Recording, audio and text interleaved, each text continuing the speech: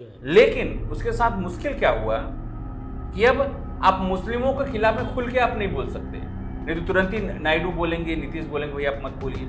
इसलिए तो आप देखिए कि जो वक्फ बोर्ड का नियम बिल था वो वापस आपको लेना पड़ा। नक्की है कि आरएसएस आपको बोलेगा भैया आप नमस्ते निकलिए, नहीं तो हम आपको निकाल देंगे। सही बात। आपका रिटायरमेंट प्लान आप अभी से चालू कर दीजिए बनाना कि एसआईपी में आप क्या करना चाहते हैं। न तो आप जवान आपको मतलब वोट देना चाह रहे हैं, न तो किसान आपको गांव में घुसने देना चाह रहे हैं, न तो वहाँ के जो पहलवान हैं वो आपको पसंद कर रहे हैं, वो आपको खदेड़ने पे लगे हुए हैं। तो वो कम से कम 70 सीटों तक न पहुँच जाए। क्यों?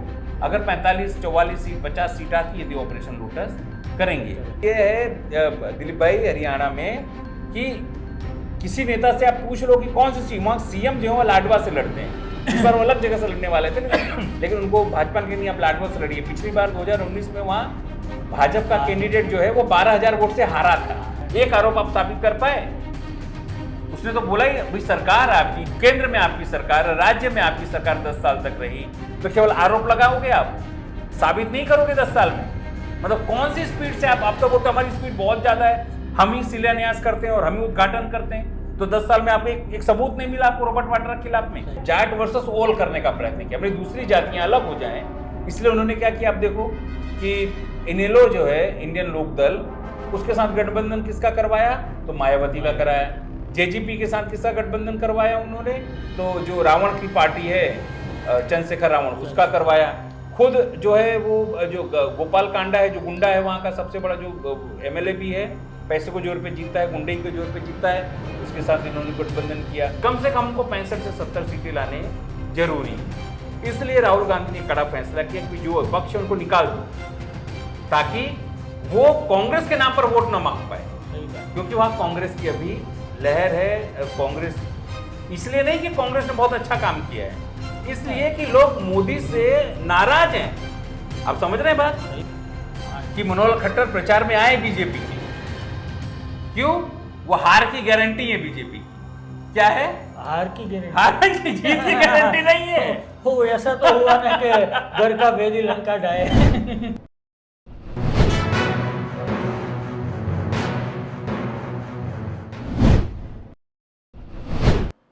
नमस्कार, मैं हूं दिलीप पटेल। हमारी चैनल में आपका स्वागत है और मेरे साथ जुटे हुए हैं गुजरात न्यूज़ चैनल के वरिष्ठ पत्रकार अनिल पटेल। मैं उनका स्वागत करता हूं। नमस्ते दिलीप भाई। और आप अनिल भाई बता रहे थे कि दो गुजरातियों के बीच में जो संघर्ष हो रहा है उनके बारे में, इज्जत का सवाल हाँ, है, उनकी इज्जत का सवाल है हरियाणा चुनाव को लेकर जो हमारी बात हो रही थी। तो मैं उनके बारे में आपको कुछ सवाल करूँ? हाँ बिल्कुल बिल्कुल। क्या हरियाणा चुनाव में भाजपा कौन सा नया दाव आजमाने जा रही है? 72 घंटे में मोदी कोई चमत्कार करने जा रहा है? अब दिलीप भाई, आपने जो पहला सवाल पूछा कि क्या दो गुजरातियों का इज्जत दाव पे लगा है, तो बिल्कुल। देखिए 5 राज्यों के चुनाव जब थे, आपको पता हो तो, चाहे राजस्थान हो, मध्य प्रदेश हो, तेलंगाना हो, छत्तीसगढ़ हो और त्रिपुरा हो, उसमें अगर आप देखें तो नहीं लगता था कि अच्छा प्रदर्शन होगा भाजपा का। लोग कहते थे कि शायद हो सकता है कि इस बार वो मध्य प्रदेश हार जाएं। बहुत कॉन्फिडेंस के साथ जो बघेल हैं भूपेश, वो कहते थे छत्तीसगढ़ तो हम जीतेंगे, राजस्थान में कांटे की टक्कर, तेलंगाना, लेकिन बहुत अच्छा प्रदर्शन, तीनों राज्य बहुत अच्छा प्रदर्शन। और यूँ बात कहें कि त्रिपुरा भी बहुत अच्छा प्रदर्शन ये वहाँ किया और जीता। वहाँ क्या चला था? तो मोदी की गारंटी। लोगों ने स्वीकार किया कि मोदी की गारंटी, मोदी जो कहता है वो करता है। भ्रष्टाचार की उन्होंने बातें की, लेकिन बाद में जिस तरह यू टर्न लिया और यूँ कहें कि जो अजित पवार हैं उसको अपनी पार्टी में लेकर डिप्टी सीएम बनाया, उसको लेकर उनका जो एक ऑरा था वो धीरे धीरे छटने लगा लोगों के में। इसके बाद 2024 के चुनाव और जिस तरह से पूरा एक नैरेटिव सेट हुआ कि अगर ये सरकार आती है वापस, क्योंकि उसके जो अलग अलग नेता है, चाहे वो ज्योति मिर्घा हों, चाहे वो गोविल हों, लल्लू सिंह हो जो अयोध्या से लड़ रहे थे वो हों, और एक नेता थे उनके, वो हेगड़े हों, उनकी बात उन्होंने कहा कि अगर 400 सीट आती है तो हम जो है पूरा जो संविधान है वो बदल सकते हैं या बदल देंगे। ये बात लोगों में एसटी एससी ओबीसी में जो तबका रिजर्वेशन या जिसको लगता है कि हमारा विकास नहीं हुआ है, उसके गले ये बात उतर गई। और यूपी में देखिए, महाराष्ट्र में देखिए, या ओवरऑल अब देखिए, हाँ सही है। ओबीसी इनसे छिटक गया। इनको लगता था हिंदुत्व का कार्ड हम खेलेंगे, राम मंदिर तक का इन्होंने आपाधापी में जल्दी से उसका उद्घाटन कर दिया। बाद में क्या हुआ राम मंदिर का आपको पता ही है, पानी टपक रहा है, रोड रास्ते कैसे वहाँ टूट रहे हैं, उसकी चर्चा अब नहीं होती। वहाँ से लाइटें चोरी हो जा रही हैं, कॉन्ट्रैक्टर का घपला किस तरह सामने आ रहा है, बड़ी जमीनें किस तरह भाजपाइयों ने, अदानी अंबानी, अमिताभ बच्चन ने किस तरह वहाँ लाभार्थी बने, ये सब पूरी आपके हमारे सामने है। लेकिन 4 जून वो ऐतिहासिक दिन था जिसने भाजपा की पूरी कलई खोल दी। क्यों? केवल 240 सीट आए, लेकिन बावजूद इसके उनके साथ यूं कहें कि ऑक्सीजन था नीतीश कुमार और नायडू का, जिससे वो बच गए। लेकिन उसके साथ मुश्किल क्या हुआ कि अब आप मुस्लिमों के खिलाफ में खुल के आप नहीं बोल सकते, नहीं तो तुरंत ही नायडू बोलेंगे, नीतीश बोलेंगे भैया आप मत बोलिए। इसलिए तो अब देखिए कि जो वक्फ बोर्ड का नियम बिल था वो वापस आपको लेना पड़ा। बहुत सारी चीजें अब नहीं बोल पा रहे हो, आपके मन में आप कर रहे हो। अब सवाल ये है कि अगर आप जम्मू कश्मीर हारते हैं, अब अगर आप हरियाणा हारते हैं, आगामी दिवसों में आपका महाराष्ट्र है, उत्तराखंड है, इसके बाद दिल्ली है और बिहार है, वो हारते हैं, तो आपकी ये चीज न की है कि आरएसएस आपको बोलेगा भैया आप नमस्ते निकलिए, नहीं तो हम आपको निकाल देंगे। सही बात। आपका रिटायरमेंट प्लान आप अभी से चालू कर दीजिए बनाना कि एसआईपी में आप क्या करना चाहते हैं, क्या लेना चाहते हैं। और इसलिए आरएसएस मैं बताऊं, और इसीलिए जब गए यहाँ से अमित शाह वहाँ आरएसएस के पास में, तो इन्होंने कहा कि भैया आप किसको बनाना चाहते हैं, आप क्या प्रपोजल लेके आए हमारे पास में।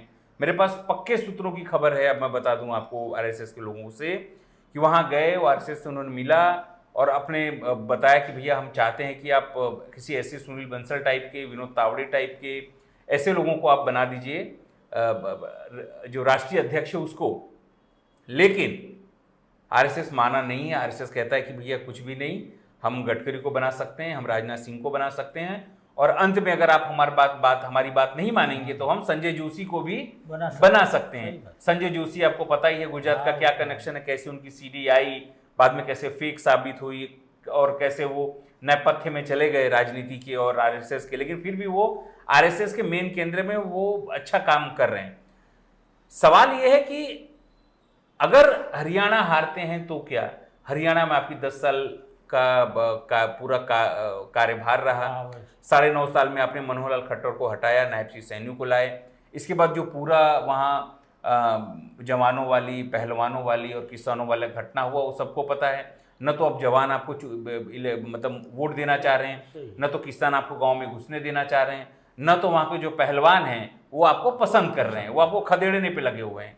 तो अब बात ये निकल के आई कि ऐसा क्या किया जाए कि भाजपा को वहां फायदा हो, या कम से कम भाजपा की सम्मानजनक हार हो। सही बात है। मतलब कम से कम 30-35 सीट आ जाए, 30-35 सीट आ जाए। अभी वहां स्थिति कैसी हो गई आपको बता दूं, अभी तक ये स्थिति थी कि शैलजा नाराज थी, जो दलित की सबसे बड़ी नेता है, 21% उनको नाराज थी, लेकिन राहुल गांधी आए, उन्होंने एक मंच पे सबको ला दिया, और जो अभी तक सीज फायर हो गया हुड्डा में और शैलजा में, अभी सीज फायर हो गया है। बहुत सम्मानित नेता एक दूसरे के लिए अच्छी बात कर रहे हैं, लेकिन कब तक ये सीज फायर है, जब तक ये चुनाव हो नहीं जाता तब तक।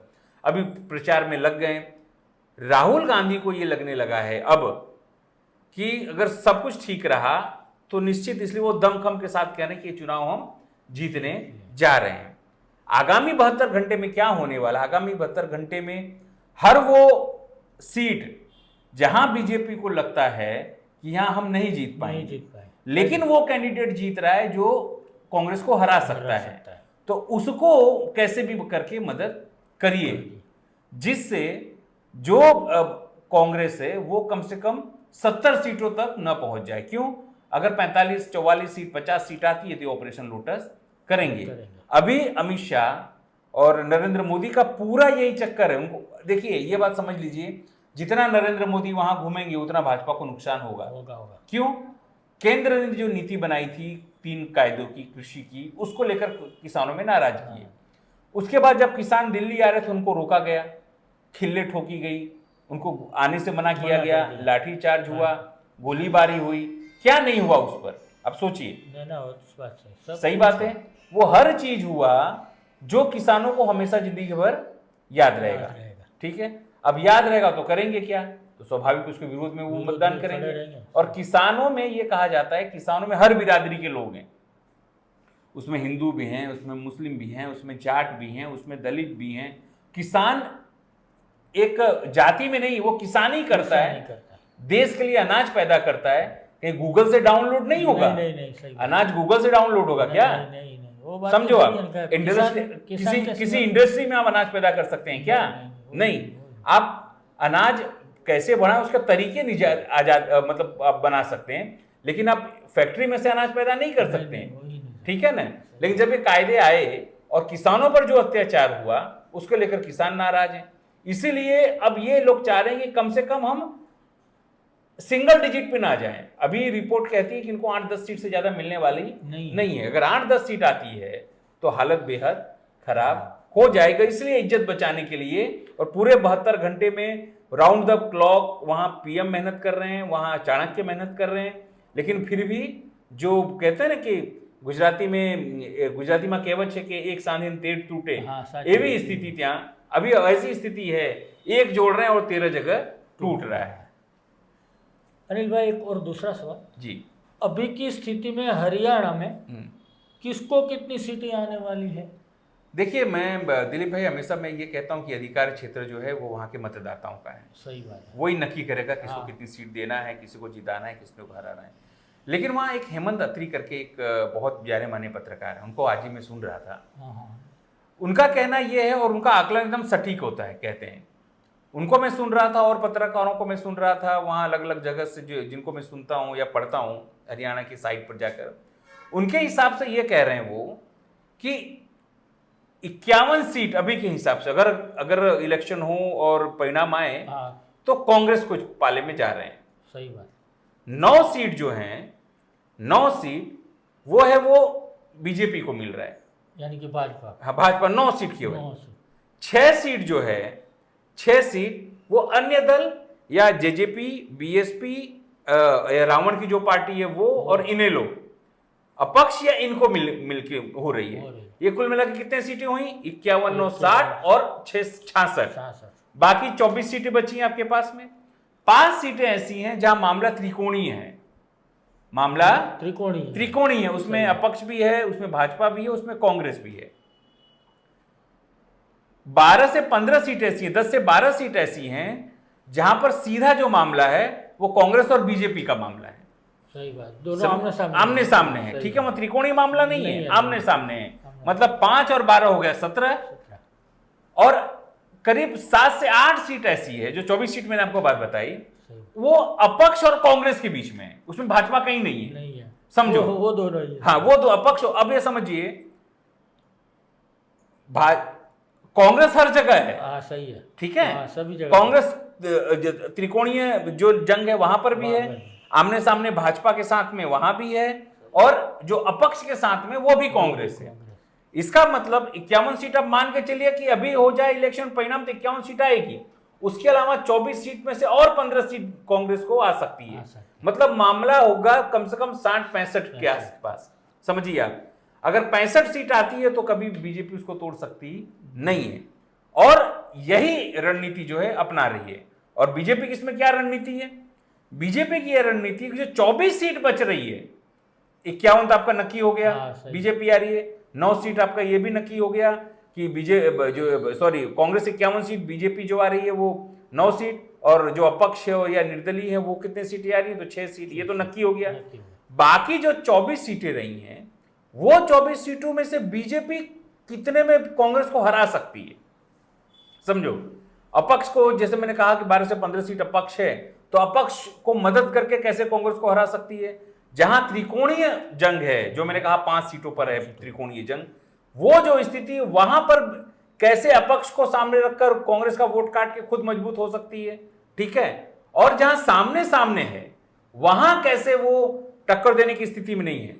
एक पत्रकार, उनको बाद में सुन रहा था, रविंद्र जी नाम है उनका, उन्होंने कहा कि मैं कहीं प्रचार में कवर करने जा रहा था, तो बीजेपी के नेता ने मुझे बुला के ऐसा पूछा कि रविंद्र जी, आपको पता है इस बार हमारी कितनी सीटें आ रही हैं? तो मैंने पूछा कितनी, बोला कम से कम 15 तो आ ही रही है, 90 में से कम से कम 15 मतलब 15 से कम तो आएंगी नहीं, आप समझिए। हाँ, वो बात सही है, जीतने की बात नहीं है यार, बात ही नहीं है। क्या बोला कि 15 से कम तो हमारी आएंगी नहीं। नहीं। तब पत्रकार ने उनसे पूछा कि 15 कौन कौन सी, भैया कहां कहां जीतोगे आप, हिसार में जीत रहे हो क्या, रोहतक में जीत रहे हो क्या, अहिरवाल विस्तार में जीत रहे हो क्या, कहां जीत रहे हो, सही बात, शहरों में जीत रहे हो, गांव में जीत रहे हो, कहां जीत रहे हो, तो बोले वो तो बता ही नहीं पाए। मतलब आज स्थिति ये है दिलीप भाई हरियाणा में कि किसी नेता से आप पूछ लो कि कौन सी सीट, वहां सीएम जो है लाडवा से लड़ते हैं, इस बार वो अलग जगह से लड़ने वाले थे लेकिन उनको भाजपा ने नहीं, आप लाडवा से लड़िए। पिछली बार 2019 में वहां भाजपा का कैंडिडेट जो है वो 12,000 वोट से हारा था, वहां का सीएम कैंडिडेट लड़ रहे हैं, और खुद अमित शाह वहां गए थे प्रचार करने के लिए और कहा कि ये जीत रहे हैं। सोचिए क्या बोला, जीत रहे हैं, जीत। अमित शाह को जाके, वो सीएम रहा 6 महीने, वो आदमी वो खुद नहीं बोल रहा मैं जीत रहा हूं, अमित शाह को वहां जाके कहना पड़ रहा है कि भैया ये जीत रहे हैं। सोचिए आप, मतलब स्थिति वहां बहुत खराब है। अब लोग कह रहे हैं कि सिंगल डिजिट पे आ जाए, सिंगल डिजिट भी ना है, उसके लिए लड़ाई हो रही है, कम से कम को सम्मानजनक वहां हार मिले। राहुल गांधी अब क्या नई रणनीति लेकर आए हैं? देखिए, राहुल गांधी जिस दिन से प्रचार में है उस दिन तो ये समझिए कि उनके कार्यकर्ताओं में जो अभी तक थोड़ा सा कंफ्यूज था कि नेताओं की लड़ाई के बीच में कैसे जाएंगे, क्योंकि जिस तरह से आप देखिए उन्होंने आरोप लगाया भाजपा ने कि ये तो दलालों की सरकार है, दामादों की सरकार है, डीलरों की सरकार है, तो सीधा उन्होंने गांधी परिवार पर आरोप लगाया है। अब सवाल ये है कि भैया 10 साल तो आपकी सरकार रही है, और जब भी आप दामाद बोलते तब सबको पता है आप प्रियंका गांधी वाड्रा के पति जो हैं रॉबर्ट वाड्रा पर आरोप लगा रहे हैं। रॉबर्ट वाड्रा ने तुरंत ही जवाब दिया कि मेरी कंपनी से 1 इंच भी जमीन नहीं है। 10 साल आपकी सरकार थी, आपने क्या किया? खाली आरोप लगाया ना, एक आरोप आप साबित कर पाए? उसने तो बोला ही भाई सरकार आपकी, केंद्र में आपकी सरकार, राज्य में आपकी सरकार 10 साल तक रही, तो केवल आरोप लगाओगे आप, साबित नहीं करोगे 10 साल में? मतलब कौन सी स्पीड से आप तो बोलते हमारी स्पीड बहुत ज्यादा है, हम ही शिलान्यास करते हैं और हम ही उद्घाटन करते हैं, तो 10 साल में आपको एक सबूत नहीं मिला आपको रॉबर्ट वाड्रा के खिलाफ में। लोग अब वहां समझ जाए कि आप खाली वहां आके गप्पा मार रहे हैं और डीजे हाँक रहे हैं, आरोप लगा रहे हैं, आपको आरोप में कोई दम नहीं है। आपने अगर 10 साल काम किया होता तो आप क्या कहते, भैया हमने रोजगारी दी, लेकिन आपने तो युवाओं को मारा। तब आप कहते कि भाई हमने किसानों को एमएसपी दी, लेकिन आपने तो किसानों को पिटवाया और गोली चलवाई। आप कहते हैं कि हमने जो पहलवानों को सम्मान दिया, लेकिन आपने पहलवानों को तो जूते से कुचवाया पुलिस वालों को। समझे ना आप, ये तीनों चीज आपने किया, लेकिन आप वो चीज नहीं कर रहे हैं। आप क्या कर रहे हैं?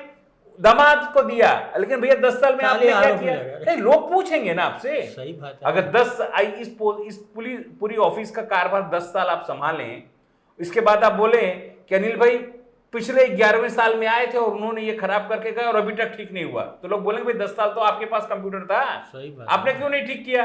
और वो 10 साल नहीं 11 साल पहले आके करके गए तो और अब आरोप लगा रहे हो, लोग आपसे पलट के पूछेंगे। और हरियाणा में अभी यही हो रहा है, उनके पास जवाब नहीं है। अब राहुल गांधी ने क्या दाव चला है? राहुल गांधी वहां 30 तारीख से जमीन पर पैदल मार्च करना शुरू कर देंगे। सही। उनको पता लग गया है कि जब से उन्होंने भारत जोड़ो न्याय यात्रा की, उसका रिस्पॉन्स जबरदस्त रहा। रिस्पॉन्स ये रहा कि सर लोकसभा इलेक्शन में 50 से 100 पर पहुंच गए ये सब, जहां 51-52 थे सीधे 99 पे पहुंच गए। बाकी लोग जुड़ गए, पप्पू यादव जैसे, और महाराष्ट्र में एक और सांसद है वो जुड़ गए, 101 102 हो गए। और बाकी जितने मतलब विपक्ष के लोग थे, चाहे वो अखिलेश यादव हो, तेजस्वी यादव हो, स्टालिन हो, उद्धव ठाकरे हो, चाहे शरद यादव हो, या और छोटी मोटी पार्टियां, उन्होंने राहुल गांधी को अपना नेता स्वीकार कर लिया। ठीक है, अब इनके साथ स्थिति क्या है कि राहुल गांधी तो बड़े हुए सोशल मीडिया पर भी और सड़क पर भी। राहुल गांधी को भी ये बात पता चल गई है कि मेरी बात की अपील हो रही है। मेरी बात की अपील होने का मतलब है मुझे खुद सड़क पर उतरना पड़ेगा। अब वो एक सड़क पर उतरेंगे, लोगों से गांव जाके मिलेंगे, और वो 65 कॉन्स्टिट्यूंसी जहां उनको लगता है कि जीत सकते हैं और जीत ही सकते हैं, वहां सब जगह वो जाके मिलेंगे और क्या बोलते हैं, लोक संपर्क करेंगे। लोक संपर्क करेंगे तो जो बची कुची आशा थी वो कांग्रेस की, वो जो भाजपा की, वो खत्म हो जाएगी। राहुल गांधी अब ये रणनीति के साथ आगे बढ़ने वाले हैं। दूसरी बात, राहुल गांधी ने सबसे बड़ा फैसला किया कि पहले ही भाषण उन्होंने कहा कि जो लोग बागी हैं उनको हम लेंगे नहीं। इसलिए उन्होंने देखा जो लोगों ने अपक्ष में जो चुनाव लड़ा या लड़ने के लिए फॉर्म भरा, उन सबको उन्होंने बाहर का रास्ता दिखा दिया। सीधे तौर पर उन्होंने ये भी आके कहा कि ये सरकार न तो हुड्डा की सरकार होगी न तो सहजल, ये सब भी यूज नहीं किया। उन्होंने कहा ये सबकी सरकार होगी। अगर कोई ये समझता है कि उसकी सरकार है तो गलत पूरे, क्योंकि वहां स्थिति ये है कि लोगों को लगता है कि जाटों की सरकार हो जाएगी अगर हुड्डा आते हैं तो। क्यों? वहां पर जाट जो है 28% है, लेकिन वहां 80% हुद्दाओं पे सरकारी महकमे में जाटों का कब्जा है। मीडिया में उसका इन्फ्लुएंस है, और जगहों पर खेत खापों में उसका इन्फ्लुएंस है, जमीन उसके पास ज्यादा है वहां। जिस तरह यहाँ गुजरात में पटेलों की हम बात करते हैं, वहां पे जाटों, इसलिए वहां इन्फ्लुएंस उसका ज्यादा है, राजकीय इन्फ्लुएंस उसका ज्यादा है। तो इसलिए वहां पर इन्होंने क्या किया, जाट वर्सेस ऑल करने का प्रयत्न किया, अपनी दूसरी जातियां अलग हो जाएं। इसलिए उन्होंने क्या किया, आप देखो कि इनेलो जो है इंडियन लोक दल, उसके साथ गठबंधन किसका करवाया, तो मायावती का कराया। जेजेपी के साथ किसका गठबंधन करवाया उन्होंने, तो जो रावण की पार्टी है चंद्रशेखर रावण, उसका करवाया। खुद जो है वो जो गोपाल कांडा है, जो गुंडा है वहां का सबसे बड़ा जो एमएलए भी है, पैसे को जोर पे जीतता है, गुंडे के जोर पे जीतता है, उसके साथ इन्होंने गठबंधन किया। मतलब वो सब लोगों के साथ में गठबंधन करके कांग्रेस में जाटो वर्सेस ऑल करने का प्रयत्न किया, लेकिन ताकि उनको लगे कांग्रेस का साथ जाट और मुस्लिम के सिवाय कोई दूसरा रहे नहीं। और शहर और ग्रामीण करने का भी प्रयत्न किया। लेकिन जब ये कहा राहुल गांधी ने आके भाई ये सबकी सरकार है, किसी एक की सरकार नहीं, अगर कोई ये दिमाग में पाल के रखता है कि ये मेरी सरकार है, जाटों की सरकार है, दलितों की सरकार है, या किसी अन्य पार्टी की सरकार है, अन्य जाति की सरकार, ऐसा नहीं है। सीधे तौर पर उन्होंने मैसेज दिया और जितने बागी थे सबको निकाल बाहर किया। लेकिन भाजपा ने क्या किया, जितने बागी थे, जो ऐसा नहीं कि उसमें भी नाराज होकर लोग नहीं लड़ रहे हैं, लड़ रहे हैं अपक्ष में, लेकिन भाजपा ने उनको निकाला नहीं। क्यों? उसको लगता है कि खुदा ना खास्ता अगर हमारा दूसरा कैंडिडेट जीत गया तो क्या करेंगे हम, क्या जैसे गुजरात में भी बात गुजराती वाली कहावत जैसा हो गया, नहीं मामा से काना मामा क्यों, अच्छा ही है ना। बिल्कुल नहीं मामा से अच्छा काना मामा अच्छा। अब स्थिति जैसे गुजरात में अब देखो बहुत सारे उम्मीदवार जो अब जैसे धवल सिंह हमारे हैं झाला, वो भाजपा में ही थे, लेकिन बाद में अपक्ष लड़े, आज अपक्ष में होकर भी वो भाजपा की मदद करते हैं। धर्मेंद्र सिंह समझो बड़ौदा वाले जो थे, वो भी इसी तरह का था मामला। और खंभात में जो पटेल करके थे, केतन पटेल ऐसा कुछ नाम था, उसका मामले भी ऐसा था, टिकट नहीं मिला तो आगे फिर वहां पर भी भाजपा यही करना चाहती है। मतलब भाजपा का जो रवैया है ढुलमुल रवैया है, उसको लगता है हमारी सरकार इस बार आएगी नहीं। लेकिन कांग्रेस को राहुल गांधी को लगता है कि हम जीत सकते हैं, इसलिए उसने एक निर्णय किया और मैसेज किया कि ये सरकार सबकी सरकार है। अनिल भाई एक सवाल हो, क्या निर्दलियों और भाजपा के बागियों के सहारे अपना दावा बिल्कुल चला रही है? बिल्कुल, इनको ऐसा लगता है, मैं बताऊं आपको, जो अभी वहां लोगों को लग रहा है कि अगर कांग्रेस की 45-50 सीटें आई तो भाजपा क्या करेगी।